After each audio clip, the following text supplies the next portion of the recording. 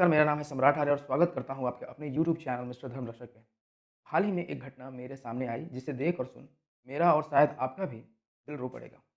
और भला रोए ही क्यों ना, लाज़मी है, क्योंकि आए दिनों में हमारे हिंदू भाई और बहनों के साथ इतनी निर्ममता से हत्या कुछ कट्टरपंथियों के द्वारा की जा रही है, झांसे में लाकर बेवकूफ़ बनाकर उन्हें और हमारे भाई-बहनों को ये भी समझ में नहीं आ रहा है कि परखना ज़रूरी है इन लोगों को।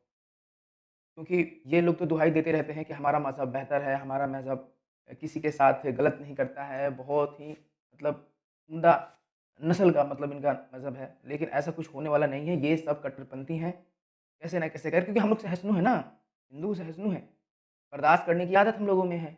और तो और हम कर क्या सकते हैं? हमें सोने के अलावा और कुछ आता है? ये लोग हमारे बहनों-भाइयों को दिन-प्रतिदिन काटते जाएँगे, मारते जाएँगे। हमें क्या है? हमें तो सिर्फ़ सोना है, अपने दिनचर्या में अपने कार्यों को देखना है, खाना है, पीना है, घर में जाकर सो जाना है। ले जाए जिनको ले जाना है, मार दे गला रेत कर, जिनको भी मतलब रेत कर मार देना है या फिर 4 मंजिलों से फेंक दें या फिर 35 टुकड़े ही क्यों ना कर दें, हम कुछ बोलने वाले हो ही नहीं सकते हैं। क्योंकि हम तो एक हो ही नहीं सकते हैं। सबसे बड़ी बात तो ये है, हमारे अंदर तो एकता है ही नहीं। किसी को कोई मार दिया तो हम लोग कहते हैं कि हमें क्या, बीच बाज़ार में पीट कर मार देगा सब, वो भी कोई दिक्कत नहीं है। हमारे देवी-देवताओं के बारे में गलत और अनाप-शनाप राम जी को चरित्रहीन बताना, कृष्ण को चरित्रहीन बताना, कहीं न कहीं इनके लिए सब कुछ ठीक है। हमारे देश देश की संविधान भी इनके प्रति कुछ नहीं करती है। लेकिन यदि हमारे हमारे कोई हिंदू भाई और बहनें नबी के खिलाफ कुछ बोल दें, कुछ खिलाफ क्या बोलना है, जो लिखा है अगर बोल दें, तो 2 मिनट नहीं लगता है ना, उनके कलेजे में दर्द हो जाता है। तो बस इतना ही है कि भुगतना पड़ेगा। आप जब तक ना जागेंगे, तब तक हम लोगों को भुगतना ही पड़ेगा। कल क्या बोलते हैं, कल कन्हैया लाल की बारी थी, कल अंकिता की बारी थी, निकिता की बारी थी, अंकित की बारी थी और बहुत सारे हिंदू भाइयों-बहनों की जो दुर्दशा हुई है, उससे आप तो रूबरू हो ही चुके होंगे। और आज श्रद्धा की साथ हुआ और इसके साथ-साथ आने वाले समय में आपके और हमारे भाई-बहनों के साथ भी ऐसा होगा। माफ़ी चाहता हूँ इस वाक्यों को बोलने के लिए, लेकिन ये कड़वी और सच्ची बात है। और रही बात इन कट्टरपंथियों का, तो ज़रा इस वीडियो को देखें, कैसे उस दोगले चरित्र वाले अफ़ताब को कवर फायर दे रहे हैं। इंपॉर्टेंट है शोएब जमाई। देखिए अमीश जी, ये तस्वीर चल रही है पीछे, आप देख सकते हैं, जिसमें आंखें सूजी हुई हैं, गले पर खरोच है। ये तस्वीर हम आपको दिखा रहे हैं, ये वाकई बहुत दर्दनाक तस्वीर है। बोलिए डॉक्टर शोएब जमाई। ये देखिए without mincing my words, horrific gruesome, एक बहुत ही स्पाइन चिलिंग जो वारदात हुई है दिल्ली में। दिल्ली पुलिस अपनी इन्वेस्टिगेशन में ये कह रही है कि आर्थिक तंगी में दोनों घिरे हुए थे बॉम्बे से, और ये दिल्ली पुलिस की रिपोर्ट में है कि झगड़ा होता था, ब्रेकअप हो चुका था, लेकिन साथ रह रहे थे क्योंकि नौकरी लगना था उसके बाद ही। गज़ब की बात करता है ये सोहेब जमई। मतलब पुलिस की रिपोर्ट के हिसाब से दोनों में आर्थिक समस्या थी। तो क्या आर्थिक समस्या किसी के घर में होगी तो क्या उसको 35 टुकड़े में काट देगा? क्या आपके घर में अगर किसी तरह की आर्थिक समस्या होंगी तो आप अपने बीवी बच्चों को 35 टुकड़ों में काटेंगे? नहीं ना। तो भाई काटा क्यों? काटा इसलिए क्योंकि काफ़िर थी ना। काफ़िर थी इसलिए काट दिया।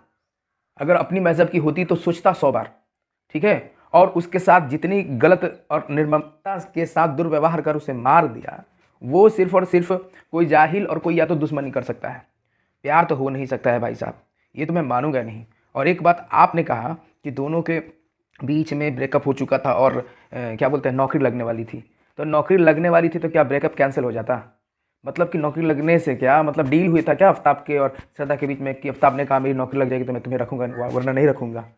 भाई ये सब प्यार आपको नज़र आ रहा है, हमको मेरे को तो कुछ नहीं नज़र आ रहा है। ये प्यार नहीं होता है। प्यार प्यार नौकरी नहीं ढूँढता है, ठीक है ना?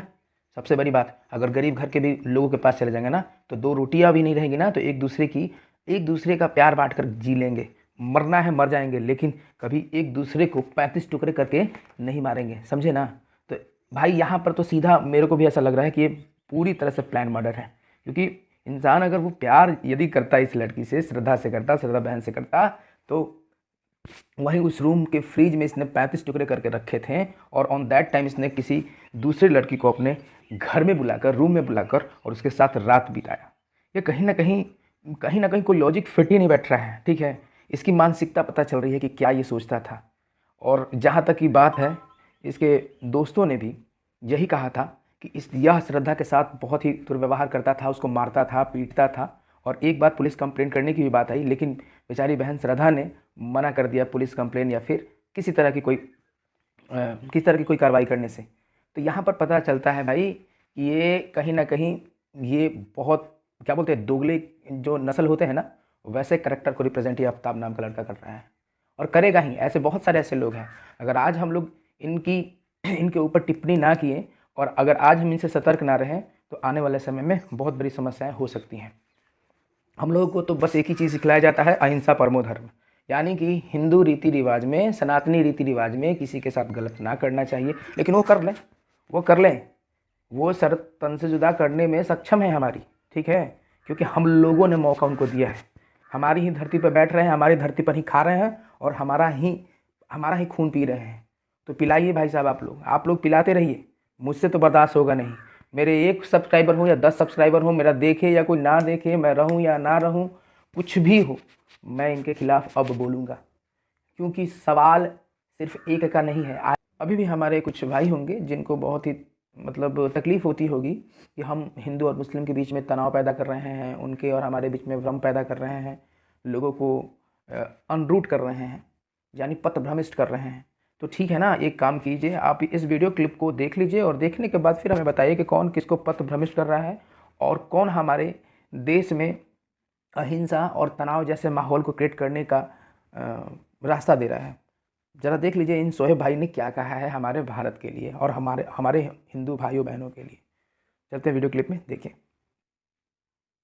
वहीं रह गई थी, यानी 15वीं शताब्दी भारत में मुस्लिम नहीं थे। यानी आपके जी आज की डेट में क्या बोला आपने, क्या बोला अभी आपने, क्या बोला आपने अभी, आपने क्या बोला, रिपीट करिए। व्हाट ही सेड, आपने सुना क्या बोला? क्या बोला? बाबर जीजा थे हमारे, क्या बोला? इंडिया के जीजा थे वो। अरे इनकी आप सुनिए तो क्या इनका आपने डेटा क्या आ बोला? गया बाबर इंडिया के जीजा थे, भारत के जीजा थे बाबर, इनके हिसाब से। जी जी जी जी। नहीं आपने बोला अभी, मुगल की माँ, ये बोला कि नहीं बोला? किस किस ने सुना वो हाथ खड़ा करे। नहीं सुना नहीं। अरे उनके अंदर की बात आ बोलता गई। हूँ ना, शोएब भाई यही है लव जिहाद। आपकी जो मानसिकता है कि विदेशों से आक्रांत आएंगे, सुनिए, इसी मानसिकता के कारण आज हमारा देश भुगत रहा है। इसी को लव जिहाद बोलते हैं। आपकी मानसिकता है कि आपको मैं बोलूंगा। उनको आप बोल रहे हैं नहीं, कि आपने भारत गलत- का जीजा है बाबर। इसको आपको एक्सप्लेन करना पड़ेगा। हमारे जीजा बाबर कैसे हो सकता है? बताता हूं। भारत की बेटियों के ऐसे वर नहीं होते थे भाई, हमारे यहाँ स्वयंवर होते थे। तो देख रहे हैं ना आप इनकी मानसिकता, कितने घटिया प्रवृत्ति की सोच ही रखते हैं और ये हमेशा यही सोच ही रखते हैं, ठीक है। बस आपके सामने नकाब डालकर और हिंदू मुस्लिम एकता की बात करते हैं। इन लोगों का बस चले ना तो हमें हमारे देश से निकाल कर भगा देंगे, हमारे घर में आकर बैठ जाएंगे ये लोग। ऐसे ये विचारधारा वाले लोग हैं। आज इनकी इतनी हिम्मत हो गई है कि नेशनल टीवी चैनल पे बैठकर ये हम सभी देशवासियों को गाली दे रहे हैं। इन्होंने 2 मिनट नहीं लगाया बोलने में कि अकबर जीजा था भारत का, यानी हिंदुओं का था, यानी उसकी शादी अगर जोधाबाई से हुई थी तो हिंदुओं का जीजा हो गया। और यदि हम लोग यह कह दें कि किसी मुस्लिम महिला के साथ अगर हिंदू पुरुष या व्यक्ति की शादी हो जाए और शादी हो और कह दे कि वह हिंदू पुरुष इन सारे मुसलमानों का जीजा लगेगा, तो इनको दर्द लग जाएगी, इनको दुख हो जाएगा कि ऐसा कैसे इस व्यक्ति ने हमें बोल दिया। तो ठीक है ना, हमारे देश में ही बैठे रहेंगे, हमारे देश में ही हमारे देश का खाएंगे, ठीक है, हमारे ही सर तन से जुदा करेंगे, ठीक है, हमारी बहनों बेटियों को छेड़ेंगे, उनको शिकार बनाएंगे और करने दीजिए बेइज्जती इन लोगों को। ये तो बेचारे माइनर्स लोग हैं ना, इनको परेशान किया जाता है मेजॉरिटी के द्वारा। बेचारे इनके मतलब इनको तो मतलब समझिए कि एक बच्चे हैं, है ना, जहाँ बात आती है मरने और मारने की, वहाँ बता देते हैं या दिखा देते हैं कि कितने बड़े घटिया किस्म के इंसान हैं। और जब हमारे भारत के संविधान के चंगुल से दबने लगते हैं तो इनको याद आता है कि हम माइनॉरिटीज़ हैं। तो हमारे हिंदू भाई और बहनों, आप अभी भी समझने की कोशिश कीजिए। अच्छा, इसके साथ ही साथ झारखंड की पूर्व डीजीपी निर्मल कौर थी, वो शायद एक दिन एनडीटीवी प्राइम टाइम्स पर उन्होंने यह टिप्पणी दिया था और मतलब कहा था ऐसी बातें कि इनकी जो फंडिंग होती है ना बाहर के देशों से होती है, क्योंकि अगर कोई भी ये जो होते हैं ना कोई भी मुस्लिम बच्चा या किसी तरह का अगर जबरन धर्मांतरण करते हैं या मतलब किसी तरह का कोई हिंदुओं के साथ अगर किसी तरह का गलत व्यवहार, रेप जैसे अंजाम या फिर हर तरह की अगर साजिशों को अंजाम दें तो इन्हें बाहर के ऑर्गेनाइजेशन के द्वारा इनको कुछ ना कुछ इनाम दिया जाता है, शायद 50,000 रुपये, 1 लाख रुपये, इसके साथ साथ या फिर मोटरसाइकिल, ऐसे कुछ। तो इन लोगों में ऐसी ऐसी मानसिकता भरी हुई है, ये लोग कहीं ना कहीं हम लोगों को टारगेट कर रहे हैं और आने वाले समय में बिल्कुल इनकी जो टारगेट होगी वो सक्सेसफुल हो जाएगी, क्योंकि हम लोग जग नहीं रहे हैं। हम लोग बार बार इतने सारे यूट्यूब पे चैनल हैं जो सत्य सनातन से जुड़े हुए हैं, जो कि सनातनी लोग हैं, उनको इतनी बार कहा जा रहा है भाई आप लोग समझने की कोशिश करो, हम लोगों को किसी तरह का कोई लाभ नहीं है सिवाय एक ही चीज़ के, हम लोगों को मरना ही है। आज मरेंगे कल मरेंगे, कहीं ना कहीं मरने वाले ही हम लोग। डर मरने का नहीं है, डर है इज्जत जाने का। सब कुछ चला जाए तो चला जाए, इज्जत नहीं जाना चाहिए हम लोगों का। आने वाले वंश हम लोगों से पूछेंगे कि हम लोगों ने क्या किया, तो किसी न किसी को तो खड़ा होना ही होगा। या तो आप खड़े हो जाएं या तो हम खड़े हो जाएं, या फिर दोनों खड़े हो जाएं। और अगर आप खड़े नहीं होंगे तो हमें तो खड़ा होना ही पड़ेगा भाई साहब। अगर एक भी व्यक्ति मेरी इस वीडियो को देखेगा और समझेगा, अगर एक भी व्यक्ति इस वीडियो को देखकर अगर थोड़ी सी भी समझ रख लेगा तो मेरा वीडियो बनाना सफल हो जाएगा। मुझे नहीं चाहिए 57, 58, 1000, 2000 व्यू। अगर 25 व्यक्ति में भी, अगर 10 व्यक्ति में भी एक व्यक्ति देख लेता है तो मेरा वीडियो बनाना सफल हो जाएगा। तो अंत में मैं बस एक ही बात कहना चाहता हूँ कि इनके जो मज़हब हैं वो 600 या 700 या 500 इसी एडी के करीब आए हुए हैं, और भी सारे मज़हब हैं तो वो भी आए होंगे 1000-2000 साल पहले। लेकिन ज़रा सोचने की बात है कि हमारा जो धर्म है वो लाखों करोड़ों साल पुराना है, फिर भी हम अपने धर्म के प्रति आस्था नहीं रख पाते हैं। कुछ हमारे हिंदू भाई बहन ऐसे हैं जिन्हें ऐसा लगता है कि हमारे जो धर्म है वो हमें संस्कार के बजाय हमें मतलब गलत रास्ते पर लेकर जाते हैं, क्योंकि उनके माइंड को सेटअप कर दिया जाता है इनके द्वारा कि हमारी जो सभ्यताएं हैं, संस्कृति हैं हिंदुइज्म की, वो बहुत ही घटिया है, बहुत ही बेकार है। तो खैर जिसका काम है करना है कर ही देगा। तो जिसने अगर हमारे हिंदू भाइयों को ऐसा बहला फुसला कर ऐसा कह रहे हैं तो ज़रा उनसे भी तो हमारे भाई पूछें कि भाई तेरा 600 में आया, तेरा किसी का 1000 साल पहले आया, किसी का 2000-2500 साल पहले आया। तो भाई जब आप सोचने वाली बात है कि जिसका 2000-2500 साल पहले का जो मज़हब आया हुआ है तो वो अपने खुदा के लिए, वो अपने जो भी उनके इष्ट होते होंगे उनके लिए कितना ईमान रखते हैं, उनके प्रति कितनी ईमानदारी रखते हैं। सप्ताह में 1 ना 2 बार जाकर वो अपने ईश्वर को, इष्ट को या जैसे किसी भी माध्यम से पूजते हैं। लेकिन हम में क्या है, हमें बस वो लोग हमें बहला फुसला कर हमारे ही भगवान, हमारे ही इष्ट के प्रति हमें भड़का देते हैं। तो सोच की बात है ना, वो अपनी सोच को देखिए कैसे डेवलप कर रहे हैं कि उनका तो भगवान भी सही है, ठीक है, उनके समाज की जितनी भी सारी बनाई गई रीति रिवाज है वो भी सही है। चाहे जाकर बहन से शादी कर लो, चाहे 3-3 शादी कर लो, 4-4 शादी कर लो, कोई फ़र्क नहीं पड़ेगा, ठीक है। बाहर कपड़ा डाल के जाओ, कोई देख लेगा तो नज़रें ख़राब हो जाएंगी, और घर में नज़रें ख़राब नहीं होती हैं। तो कहीं ना कहीं अपनी सारी रीति रिवाजों को इन लोगों ने मान्यता खुद ही दे रखी है, और कभी इनमें कोई कमियां नहीं ढूंढी जाती है, ना ढूंढते हैं ये लोग। लेकिन हमारे हिंदू सनातनी धर्म में, हमारे सनातनी धर्म में हमारे ही कुछ लोग हैं जो हमारे धर्म को गालियाँ देते हैं। राम कहाँ पर क्या गलती करके बैठे थे, ज़रा कोई मुझे बताए। कृष्ण से कहाँ कोई गलती हुई थी? मतलब किसी ने कोई किताब उठाई, अपने मन से स्क्रिप्ट को रिडाइट कर दिया, फिर से लिख दिया और आपको दे दिया, आप पढ़ लीजिए। अभी हाल ही में एक सर हैं जो यूपीएससी की तैयारी करवाते हैं, उन्होंने यह कह दिया कि राम जी ने सीता जी को यह कह दिया कि जिस तरह से कुत्ते को घी के चाटने के बाद घी किसी तरह की, मतलब घी को चाटने, जो कुत्ता होता है वो घी को चाटने के बाद घी को अपवित्र कर देता है, उसी तरह तुम अपवित्र। कहाँ लिखा है ये? कोई भी अनर्गल बेवकूफ़ इंसान जो होगा जो एडिट कर दे देगा और आप पढ़ के बता देंगे। आप जाकर इसके जेन्युइन ग्रंथ को जाकर पढ़िए, अगर कहीं लिखा हो तो आप मुझे बताइएगा।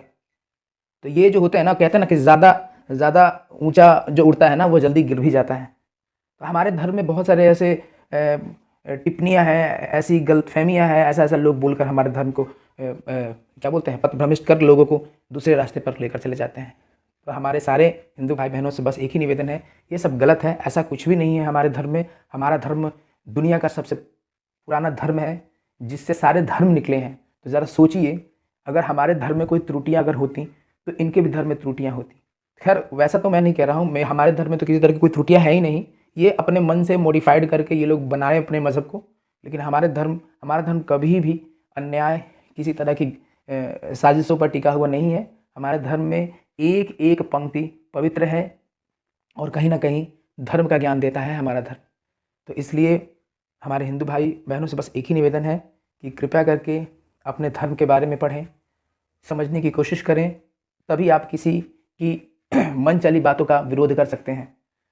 बस आज के लिए इतना ही। नमस्कार, जय हिंद, वंदे मातरम। फिर से मिलते हैं एक नए वीडियो पे। धन्यवाद।